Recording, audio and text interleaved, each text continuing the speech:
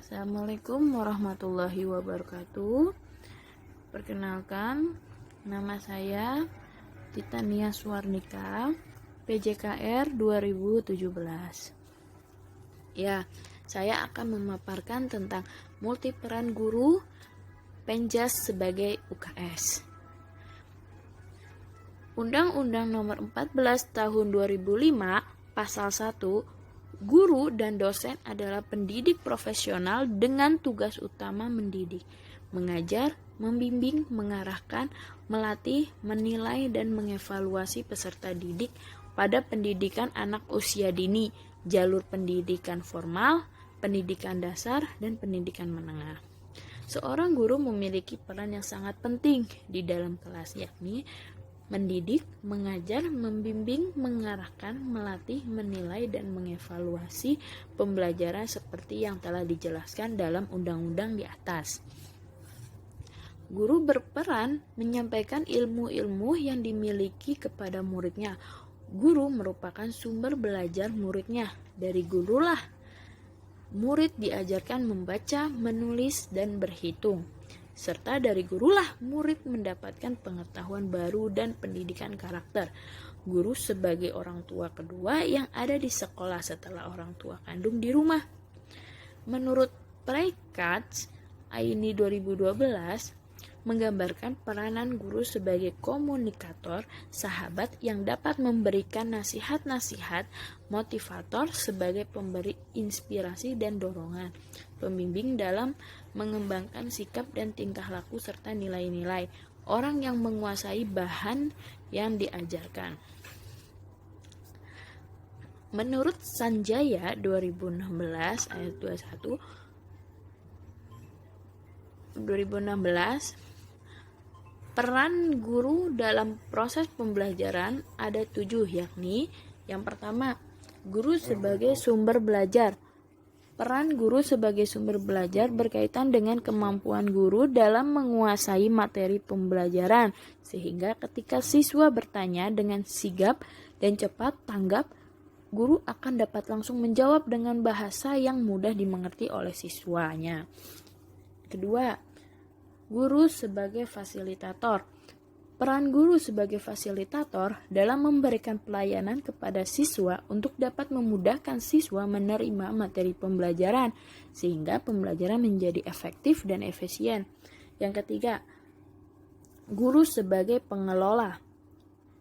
Guru berperan untuk memegang kendali penuh atas iklim dalam suasana pembelajaran, diibaratkan seperti seorang nahkoda yang memegang setir kemudian kemudi kapal yang membawa jalannya kapal ke jalan yang aman dan nyaman. Guru haruslah menciptakan suasana kelas yang nyaman dan kondusif sehingga siswa dapat menerima pembelajaran yang nyaman.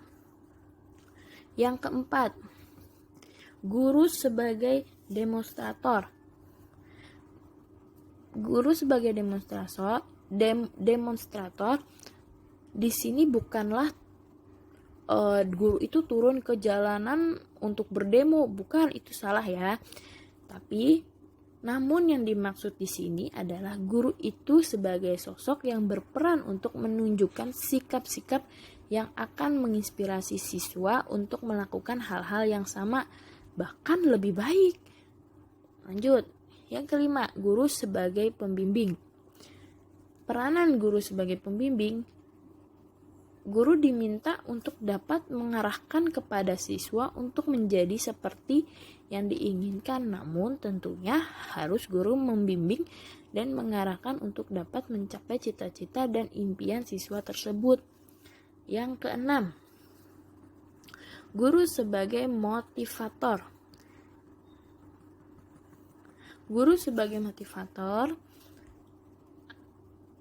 proses pembelajaran akan berhasil jika siswa memiliki motivasi di dalam dirinya. Oleh karena itu, guru juga berperan penting dalam menumbuhkan motivasi dan semangat dalam diri siswa untuk belajar. Contohnya, kayak mulai belajar itu kan kadang-kadang kalau pagi-pagi anak kan masih pada ngantuk. Nah, itu gimana caranya anak sebelum belajar kita main game dulu atau nyanyi dulu, terutama itu untuk kelas 1 yang kelas-kelas rendah, kelas 1, kelas 2 dan kelas 3. Itu wajib yang namanya dibikin happy dulu. Jadi nanti menerima materi dia cepat tanggap ya. Yang ketujuh, guru sebagai elevator. Setelah melakukan proses pembelajaran, guru haruslah mengevaluasi semua hasil yang telah dilakukan selama proses pembelajaran. Evaluasi ini tidak hanya mengevaluasi keberhasilan siswa dalam mencapai tujuan pembelajaran, namun juga sebagai evaluasi keberhasilan guru melaksanakan kegiatan pembelajaran yang telah dirancang. Ya. Lanjut. Hakikat guru penjas orkes. Guru penjas orkes merupakan faktor dominan dalam proses pendidikan di sekolah karena seringkali dijadikan sebagai figur teladan oleh para siswanya. Menurut Soenarjo 2002, guru penjas orkes adalah seorang yang memiliki jabatan atau profesi yang memerlukan keahlian khusus atau kompetensi dalam usaha pendidikan dengan jalan memberikan pelajaran penjas orkes. Tugas-tugasnya penjas apa aja sih? Nih, yang pertama, memahami pengetahuan Dikja sebagai sebagai bidang studi.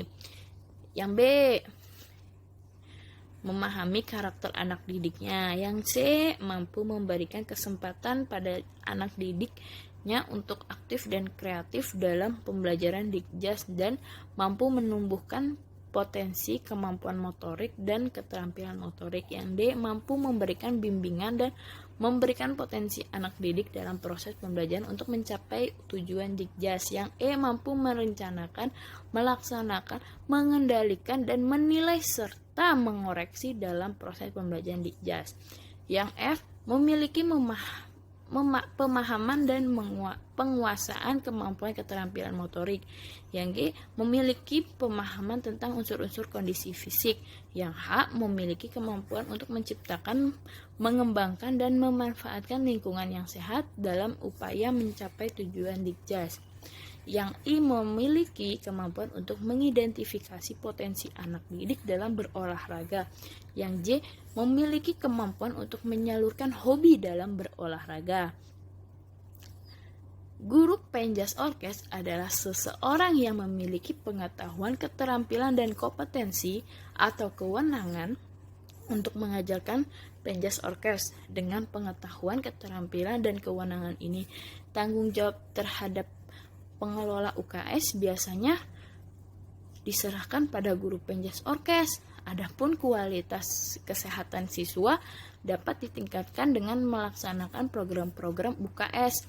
Dengan demikian, keberhasilan program UKS dapat mencapai bila guru penjas orkes mampu mengelola secara baik.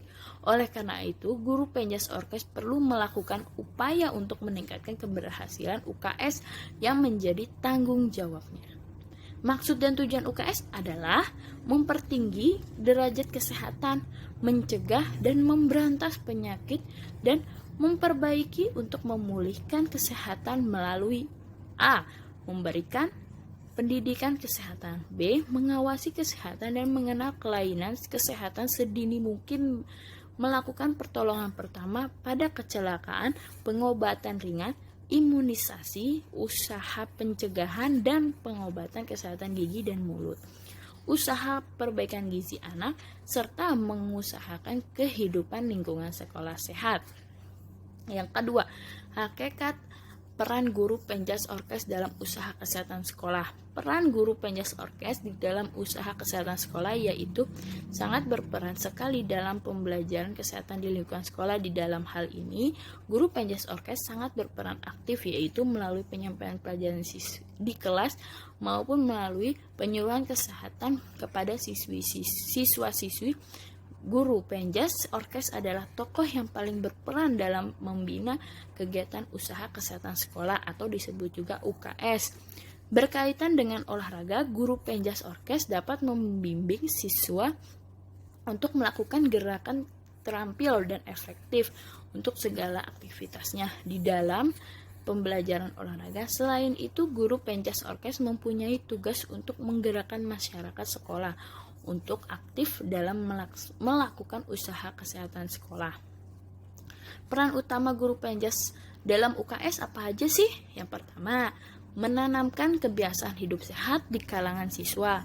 Yang kedua, melakukan pengawasan dan pemeriksaan kebersihan siswa. Yang ketiga, melakukan pengawasan dan pemeriksaan kebersihan lingkungan sekolah. Yang keempat, melakukan P3K dan pengobatan ringan dalam batas-batas kemampuannya.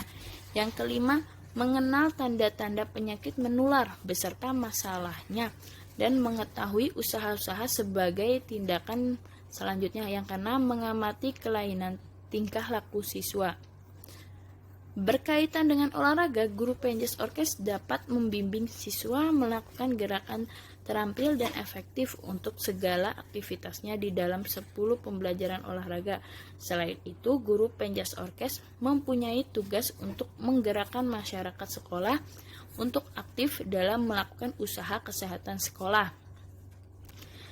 Pembatasan sosial berskala besar. Ya, sekarang ini kan lagi yang namanya pandemik. Jadi ini wajib nih guru penjas peran penting ya, mulai dari UKS-nya harus dikuatkan lagi ya. Pembatasan sosial berskala besar PSBB untuk memutuskan rantai penyebaran COVID-19 mengharuskan guru melaksanakan WFH atau disebut juga work from home dalam melaksanakan tugasnya sebagai pendidik. Kondisi kegiatan pengajaran yang tiba-tiba berubah drastis ini menjadi tantangan bagi guru, khususnya guru pendidikan jasmani olahraga dan kesehatan PJOK atau disebut juga PJOK, agar sasaran dan tujuan pendidikan jasmani olahraga dan kesehatan dapat tercapai. Meskipun melalui surat edar Kemendikbud nomor 4 tahun 2002 terkait panduan pembelajaran di rumah selama masa pandemik, mengharuskan guru untuk tidak membebani peserta didik melalui tuntutan capaian kurikulum sebagai syarat kenaikan kelas. Mata pelajaran pendidikan jasmani olahraga dan kesehatan adalah mata pelajaran yang sangat penting untuk dipelajari siswa di masa sekarang ini, karena dengan pengetahuan mengenai kesehatan dan praktek olahraga, siswa dapat membentengi diri, salah satunya dengan meningkatkan daya tahan tubuh atau imunitas untuk mencegah coronavirus. Dengan olahraga teratur menjadi salah satu cara untuk menjaga kesehatan. Namun, pola pembelajaran di rumah pasti memiliki tantangan tersendiri, terutama untuk guru mata pelajaran pendidikan jasmani olahraga dan kesehatan, disebut juga PJOK. Pembelajaran yang dilaksanakan dari rumah tentunya harus mampu untuk meningkatkan taraf kebugaran siswa, keterampilan motorik, dan nilai-nilai mencakup aspek kognitif, efektif, dan sosial. Sehingga materi pelajaran harus disusun ulang secara seksama agar pengalaman belajar pendidikan jasmani didapatkan oleh siswa atau siswi, namun disesuaikan dengan kemampuan melaksanakan pembelajaran siswa di rumah. Sebagai seorang guru, kami tetap dapat melakukan pembelajaran secara kreatif meskipun peserta didik berada di rumah masing-masing. Dalam setiap pembelajaran, guru melakukan pembahasan mengenai kesehatan dan kebugaran jasmani. Kemudian, guru mewajibkan peserta didiknya untuk melakukan latihan fisik sederhana yang dapat dilakukan di rumah selama 30 menit dengan diawali dengan pergerakan statis dan dinamis. Latihan fisik tersebut bervariasi antara push up, sit up, plank, skipping, bermain bola basket, kayak dribble, itu bisa ya. Jogging kayak lari di tempat, atau enggak lari di lapangan rumah, halaman rumah, itu juga bisa ya. Bermain badminton sama adik, kakak, orang tua, atau orang terdekat bisa juga. Bermain tenis meja bisa kalau pada ini ya kalau ada pada punya mejanya dan bednya. Terus senam irama tentu sangat bisa ya. Nanti bareng-bareng sama sekeluarga, bareng sama bapak atau sama ibu atau sama adik atau sama kakak itu bisa ya. Naik turun tangga bisa juga ya, dan lain-lain masih banyak lagi. Latihan fisik ini dilakukan guna menjaga daya tahan tubuh dan imunitas peserta didik agar tetap sehat dan bugar agar terhindar dari COVID-19. Ya, terima kasih. Itu paparan dari saya. Kalau ada kurangnya saya mohon maaf. Wassalamualaikum warahmatullahi wabarakatuh.